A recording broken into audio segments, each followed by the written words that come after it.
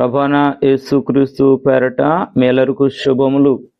దేవుని వాక్యం చదువుకుందాము. రోమీలకు రాసిన పత్రిక 14వ అధ్యాయము 22వ వచనము. నీకున్న విశ్వాసము దేవుని ఎదుట నీ మట్టుకు నీవే ఉంచుకొనుము. చదివిన వాక్యం ద్వారా రావలసిన దీవెన ప్రభు మేలరకు దయచేయునుగాక. ఆమేన్. వాక్యములో మన వ్యక్తిగత విశ్వాసము దేవుని ముందే మనము జవాబుదారులము. కారణము ఎందుకంటే మన విశ్వాసము నిర్ణయాలు ఇతరులతో పోల్చుకోకుండా మనము దేవుని ముందే మనము జవాబుదారులము. అందుకనే మన విశ్వాసాన్ని ఎవరి ఎదుట ఉంచుకోమంటున్నారట? దేవుని ఎదుట. అందుకనే ఎందుకంటే దేవుడు ఒకానొక సమయంలో మనం లెక్క అప్పగింపవలసిన వారమై ఉన్నాం. ఎందుకంటే రోమీలకు రాసిన పత్రికలోనే 14వ అధ్యాయంలోనే 12వ వచనంలో మనం చూడగలుగుతున్నాం. ప్రతి వాడును తను గూర్చి దేవునికి లెక్క ఒప్పగింపవలను. మన విశ్వాసం ఎలాగుందో దేవుని ఎదుటే మనం చెప్పుకోవలసిన వారమైనా. అందుకనే మనం ఎవరికి కూడా భారముగా కాకుండా మన విశ్వాసాన్ని, ఎందుకంటే మనము పరిశుద్ధ గ్రంథములో మనం చూసినట్లుగా మన విశ్వాసము దేవుని ఎదుట కనబరుచుకోవాలి. అంటే లెక్క కూడా అప్పగించాలి. ఇంకా నీ విశ్వాసము ఎదుటివారిని తడవనివ్వకుండా చేయాలి. వాక్యంలో మనం చూసినట్లయితే ఇతరులకు మనము అడ్డుగా ఉండకూడదు అన్నమాట. మన విశ్వాసాన్ని ఇతరులకు అడ్డుగా ఉండకూడదు. ఎందుకంటే 1 కొరింథీ రాసిన పత్రిక 8వ అధ్యాయము 9వ వచనాన్ని మనం జ్ఞాపకం చేసుకుంటే 9వ వచనం, అయినను మీకు కలిగి ఉన్న ఈ స్వాతంత్రం వలన బలహీనులకు అభ్యంతరము కలగకుండా చూసుకోండి. వాక్యంలో మనం చూడగలుగుతున్నాం. ఇతరులకు మనము ఎలా కనబడకూడదట? అడ్డంగా కనబడకూడదు. మనం ఇతరులకు మనము అడ్డుగా కనబడకూడదు. అందుకనే నీ విశ్వాసం ఎదుటి వారిని తడబడనివ్వకుండా చేసుకోవాలి. అడ్డుగా ఉండకూడదు. నీ విశ్వాసము ఎవరు కనబడాలట?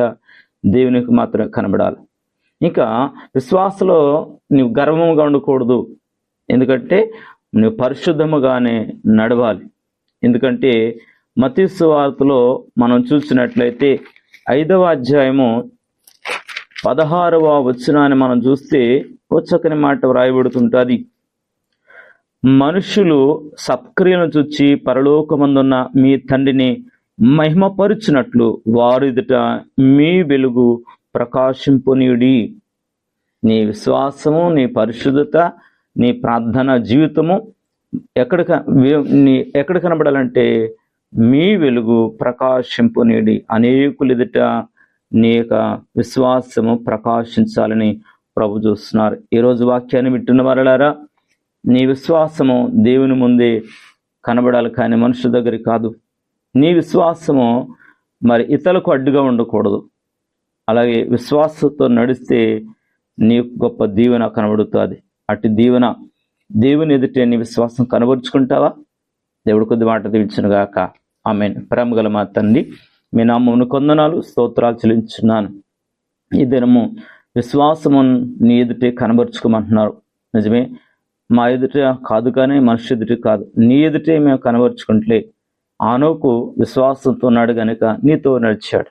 అట్టి దీవెన ఈ దినమందు కూడిన వారికి నీ దీవెన దయచేయండి. నాయన, ప్రతి వారి కుటుంబాలు దీవించండి ప్రార్థిస్తున్నాం. కుటుంబంలో ప్రతి అవసరత తెచ్చండి.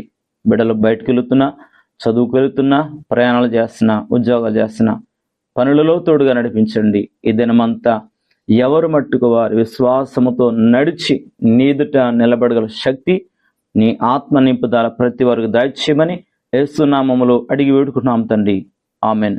పరభూమిని దించునుగాక. మర్చిపోవద్దు, నువ్వు దేవుని ఎదుట నీ విశ్వాసాన్ని కనబరుచుకో.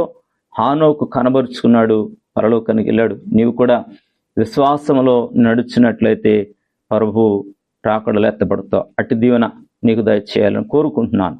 ఆమేన్. ఇంతవరకు ఆదుకున్నావు.